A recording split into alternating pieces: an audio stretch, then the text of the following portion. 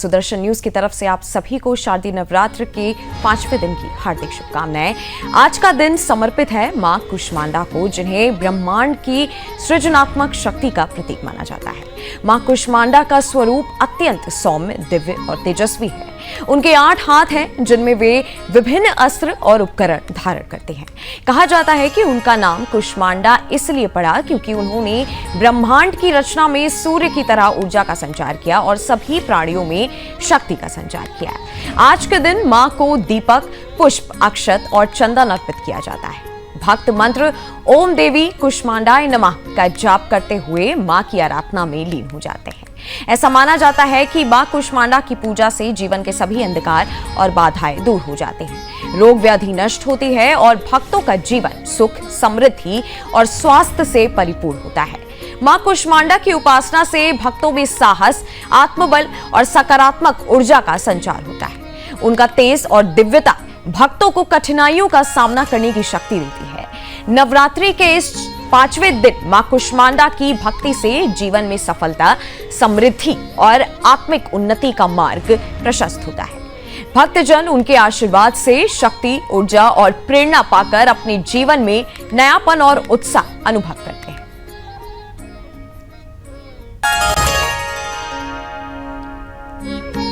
और आज शारदीय नवरात्रि का 5वां दिन है और आज का दिन मां कुष्मांडा को समर्पित है।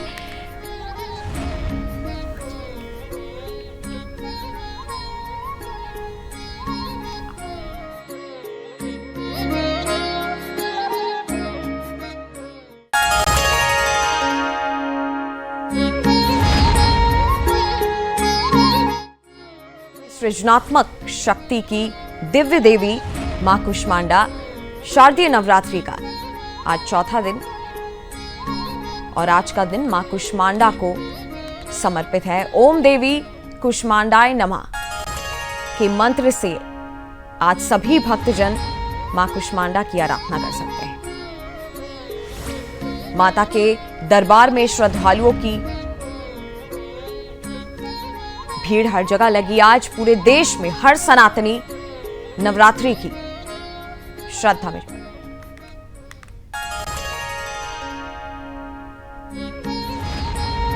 और हमारे साथ इसी पर हमारे गेस्ट जुड़ चुके हैं मधुर जी महाराज, ज्योतिषाचार्य, साथ ही प्रभाकर गिरी मुंबई से हमारे संवाददाता। सबसे पहले आप दोनों का बहुत बहुत स्वागत है सुदर्शन न्यूज पर और सीधा चलते हैं सबसे पहले प्रभाकर गिरी हमारे संवाददाता के पास। प्रभाकर जी, किस तरीके का वहां पे आज दिव्य दृश्य देखने को मिल रहा है मुंबई में? जी नंदिनी, मैं आपको बता दूं कि मैं इस मंदिर में मौजूद हूं, जहां पर सुबह से यहाँ पे भक्तों का तांता लगा हुआ था। जो भक्त जो है यहाँ पे माता के दर्शन करते हैं और माता के जो मूर्त की जो पूजा अर्चना करते हैं और यहाँ से अपने कामों पर चले जाते हैं।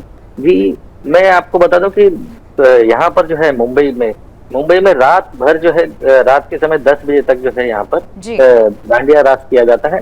यहाँ पर जो है बड़े पांडालों में लगभग 10,000 15,000 की जो जनसंख्या जो है वो वहाँ पे आती है। और इस बार जो है जो आयोजन जो किया गया है और आयोजक जो है बड़े ही ध्यान रख रहे हैं कि किसी भी पांडाल में जो है कोई विधर्मी जो है प्रवेश न कर सके, उस पर बराबर ध्यान रखा गया है। और हमारे साथ इस वक्त पंडित जी सुरेश गुरु ओझा जी मौजूद हैं यहाँ पर, तो हम उनसे भी जानते हैं कि किस तरह से यहाँ पर पूजा अर्चना की जाती है और आज के दिन का महत्व क्या है। जी पंडित जी प्रणाम, और हम जानना चाहेंगे कि आज के दिन का महत्व क्या है और किस तरह से पूजा अर्चना की जाती है। कहते हैं प्रथम शैलपुत्री च, द्वितीयम ब्रह्मचारिणी, तृतीयम चंद्रघंटेति कुष्मांडेति, चतुर्थम पंचमम स्कंदमातेति, षष्ठम कात्यायनीति च, सप्तमम कालरात्रिति, महागौरीति चाष्टमम, नवम सिद्धिदात्री च, नौ दुर्गा प्रकृतिता। हिंदू सनातन धर्म में जैसे आप जानते हैं हर चीज का प्रमाण है।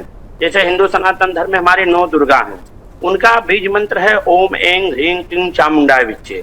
उसमें अक्षर भी 9 होते हैं। हिंदू सनातन धर्म में 9 देवी हैं और उसमें ऐं ह्रीं क्लीं चामुंडाय विच्चे जो बीज मंत्र है उसमें 9 अक्षर होते हैं। आज जो है 5वां दिन है। 5वां दिन जो है हमारे गणपति जी का भी दिन होता है और गणपति जी के दिन के साथ क्योंकि माता जी स्कंद माता है, उनका रंग जो है आज का हरा है। कहते हैं हरा रंग जो है हमारे सुख और शांति का प्रतीक होता है। जी और आज प्रभाकर के जी, दिन जो हम और माता साथ की ही साथ पूजा हमारे करते साथ हैं, बता दी उससे कि हमारे मधुर घर जी में महाराज जितनी भी जुड़े हुए हैं, ज्योतिषाचार्य जी। मधुर जी, बहुत बहुत स्वागत है आपका सुदर्शन न्यूज पर। और सबसे पहले पूछना चाहूंगी कि नवरात्रि में ग्रह नक्षत्र जो है वो भक्तजन की जिंदगी में क्या नया बदलाव लाने वाले हैं?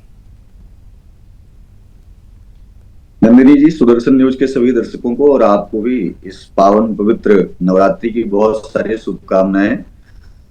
वस्तुतः अभी पंडित जी बता रहे थे तो बाइट हटानी पड़ गई, उसकी वजह हम समझ सकते हैं। इस बार नवरात्र जो है 10 दिन का है, और 10 दिन का नवरात्र इसलिए है क्योंकि जो पितृपक्ष की तिथियां थी वो एक तिथि का लोप हो गया था उसमें, इसलिए वह 14 दिन का पड़ा। और तिथि की वृद्धि होगी, चतुर्थी 2 दिन, तो कल ही माता कूष्मांडा का दिन मनाया गया, उनका उत्सव मनाया गया, और आज भी शाम 4 बजे तक माता कूष्मांडा की पवित्र उत्सव को सब लोग मनाएंगे।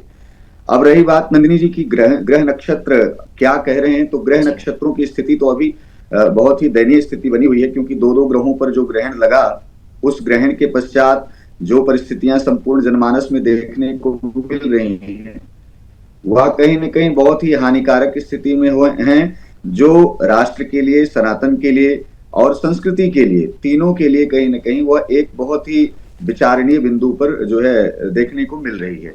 उसका कारण यह है कि मार्च 2025 में 29 मार्च को शनि मीन राशि में प्रवेश करते हैं, तब से लेकर के और अभी अक्टूबर के लास्ट तक प्रकृति के साथ जो रौद्र रूप देखने को मिल रहा है, जो तमाम प्रकार से सत्ता में तमाम विवादास्पद स्थिति अन्य देशों में, तो कुल मिलाकर के नवरात्रि में माता गज की सवारी पर आई हुई हैं, इसलिए थोड़ा सामान्य स्थिति है। जैसे अभी आपने देखा कि नवरात्रि के एक दिन पहले ही जीएसटी की जो वृद्धि हुई थी वो कम हो गई, उसकी दरें कम हो गई हैं, तो इससे आम जनमानस जो निचले पायदान पर बैठा हुआ व्यक्ति है उसे भी ग्रह गोचर वाली इस दुनिया में, संपूर्ण ब्रह्मांड की दुनिया में माता कूष्मांडा ने एक बहुत बड़ा उपहार दिया है। वस्तुतः ग्रह गोचर प्रतिकूल स्थिति में होंगे, लेकिन इस जगत में जो है, एक बात आपको बता दें नंदिनी जी, सुदर्शन न्यूज के सभी दर्शक बहुत ही हिंदुत्ववादी, धार्मिक और बहुत ही अच्छी विचारधारा से हैं। उनको मैं यह बात जरूर स्पष्ट कर देना चाहता हूं, जब जब इस धरा पृथ्वी पर गौ अर्थात गाय, गंगा, गायत्री और स्त्री, यह चारों जो है प्रताड़ित अवस्था में रहेंगी और प्रकृति का दोहन होता रहेगा, तब तब कहीं ना कहीं परिस्थितियां विपरीत दिशा में होंगी। हमें क्या करना चाहिए कि जब हम देवी देवताओं की उपासना या उनकी साधना कर रहे हो तो मन से, वचन से, कर्म से जुड़ करके इस कार्य को करें। और सबसे बड़ी बात क्या है कि अपने घर की माँ को, बहन को, बेटी को, पत्नी को, आसपास रह रही बेटियों के लिए, बहनों के लिए उनको सम्मान करें, साथ ही साथ उनके साथ लग करके उनके जीवन की जो परिस्थितियां हैं जिसमें विपरीत दशा और दिशा निर्धारित हो रही है उस पर उनकी सहायता करें। और यदि सहायता नहीं कर सकते तो समगच्छध्वम समबद्धध्वम, एकजुट होकर के सहायता करेंगे तो यकीनन कहीं ना कहीं नंदिनी जी लाभ मिलेगा। जी मधुर जी, जिस तरीके का नवरात्रि का पावन पर्व चल रहा है, आज जो है मां कुष्मांडा का दिन है, और साथ ही साथ एक सवाल मैं पूछना चाहूंगी कि मां दुर्गा की पूजा अर्चना करने के साथ साथ जो भक्तजन है वो कौन सा रत्न धारण करे कि नवरात्रि में उनके जीवन में सकारात्मक ऊर्जा है? आज बहुत ही पवित्र दिन है। दूसरी चीज ये, नवरात्रि का जो शाब्दिक अर्थ है वो 9 देवियों से संबंधित है, जिसमें अभी आचार्य जी बता रहे थे कि 9 देवियों की जो दुर्गा सप्तशती में एक सुंदर सा उल्लेख और श्रीमद देवी भागवत महापुराण में आता है। संपूर्ण ब्रह्मांड को प्रकाशित करने वाली देवी, जब मनुष्य नाना प्रकार के अनैतिक कार्यों में, कृत्यों से वह संलिप्त हो जाता है, या फिर कहते हैं कि संसार इस चराचर जगत में रहते हुए, सत्य को धारण करते हुए जब वह रास्ते में कहीं न कहीं भटकने लगता है, तब देवी की उपासना कहा गया है। कुपुत्रो जाए होती, पुत्र कुपुत्र हो सकता है लेकिन माता कुमाता नहीं हो सकती।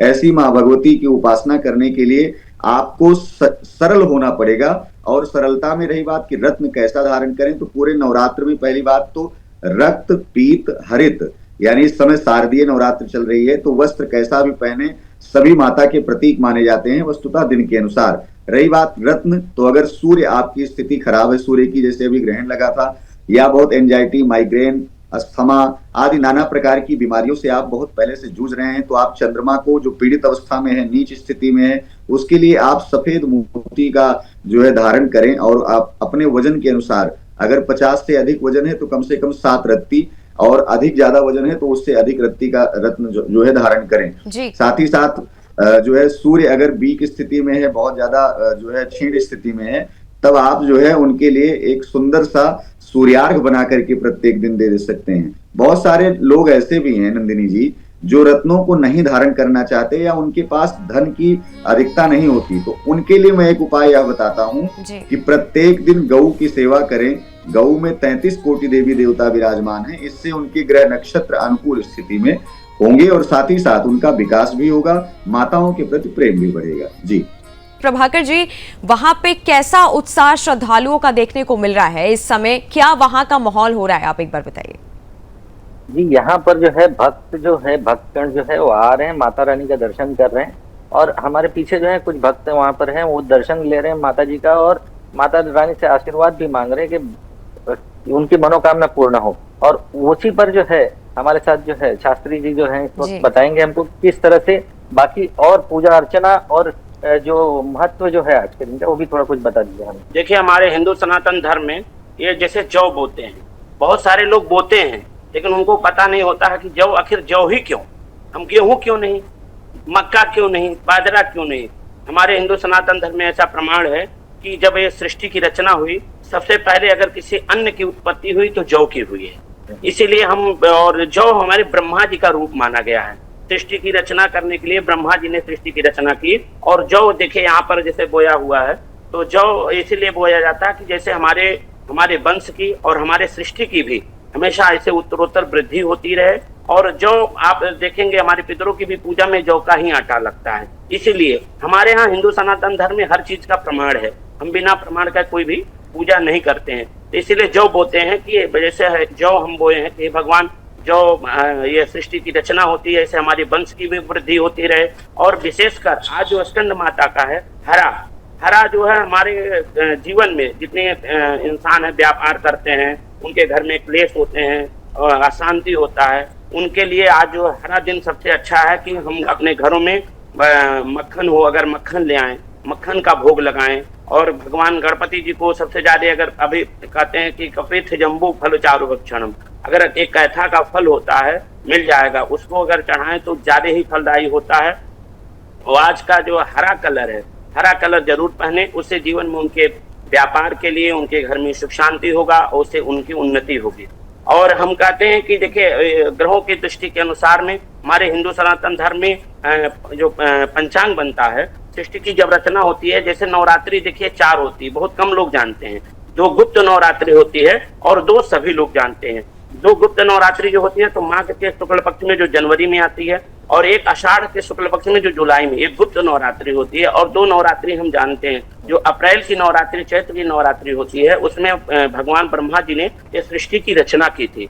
तो हमारे यहाँ तो हर चीज प्रमाण से है। और पहले जब पत्रा बनता है, समझिए कि अगले साल क्या होना है, अभी ये पत्रा आ गया है और जो लिखा है वही होगा। जैसे मार्च तक हमारे हिंदू सनातन धर्म के अनुसार में जो यह संवत्सर है, उसका मालिक मंगल है, राजा मंगल जो है हमारे यहाँ विस्फोटक योग जिसको कहते हैं बनता है। इसलिए हम अपने जीवन में मंगल के लिए माँ भगवती की कलो चंडी विनायक को, इस कलयुग में अगर आप सुखी रहना चाहते हैं, खुश रहना चाहते हैं, जीवन में सुख शांति चाहते हैं, तो माता जगदम्बा का और गणपति भगवान का विशेष पूजा जरूर करें। क्योंकि इस साल मंगल अगर जीवन में आपके चाहिए तो कलो चंडी विनायक दोनों की जरूर पूजा करें।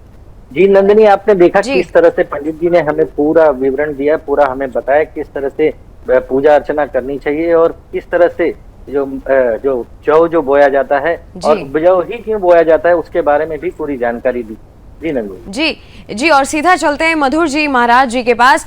महाराज जी, इस नवरात्रि कौन से ग्रहों की विशेष युति बन रही है? साथ ही साथ कन्या पूजन के बारे में मैं पूछना चाहूंगी कि कन्या पूजन का ज्योतिषी महत्व क्या है, एक बार आप ये समझाइए दर्शकों को। इस बार जो है ग्रहों की युति की माने नंदिनी तो बहुत ही अच्छा जो है एक ग्रह संयोग बन रहा है। ग्रहण के बाद से नाना प्रकार की दुर्वृत्तियों से यह पूरी संस्कृति आजाद हुई है, लेकिन उसका कहीं न कहीं जो रेडिएशन है, जो उसकी तरंगे हैं, उससे प्रकृति, संस्कृति, मानव सभ्यता आदि बहुत सारी चीजें प्रभावित हो रही हैं। अब जी। रही बात की कन्या पूजन का विशेषकर महत्व, तो जिस प्रकार से माता सती के कुंड में प्रवेश कर जाने के पश्चात राजा हिमांचल के यहाँ माता पार्वती का जन्म होता है, वह बाल रूप में उनका पूजन शुरू होता है। प्रथमम शैलपुत्री से द्वितीयम ब्रह्मचारिणी।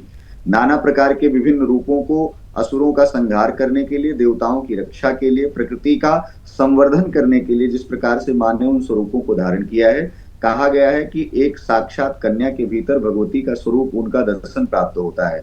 और जब आप अपने आचरण को शुद्ध और पवित्र रखते हुए एक कन्या का पूजन अपने जीवन में धारण करेंगे तो यकीनन कहीं न कहीं भगवती की कृपा आपके जीवन में समाहित होगी। तो शास्त्रोक्त विधि से यही कहा जाता है, कन्या का पूजन करने से नाना प्रकार की दुर्वृत्तियों का शमन होता है। साथ ही साथ इस संस्कृति में, इस विचार में, इस सनातन की विचारधारा में स्त्रियों का सम्मान, कन्याओं का सम्मान, ये एक बहुत बड़ा संदेश जाता है।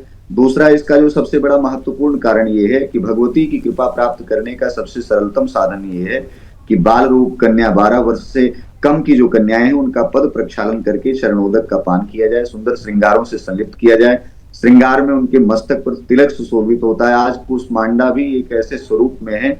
और साथ ही साथ आज माता स्कंद माता का शाम के समय दिन प्रारंभ होगा, लेकिन सूर्योदय के समय ही माता स्कंद माता का वह दिन माना जाएगा, षष्ठम दिवस के दिन, लेकिन वह पंचम दिवस की नवरात्रि मानी जाएगी। तो ग्रह गोचर की दुनिया अनुकूल स्थिति में जा रही है। अक्टूबर के लास्ट तक बहुत सारी चीजें सामान्य हो जाएंगी, लेकिन माता का हाथी पर जो है सवार होकर के आना दो संकेत है। एक तो धन की वृद्धि, धन धान्य की स्थिति, यानी फसलें जो है कुछ अच्छी होंगी, लेकिन कुछ में स्पष्टता ये दिखाई पड़ती है कि हाथी पर सवार होकर के या एक मदमत्त हाथी जब चलती है तो जलाशय की तरफ प्रवेश करती है। इस बार जो है कड़ाके की ठंड भी पड़ेगी और हो सकता है कि बारिश के भी ज्यादा आसार हैं।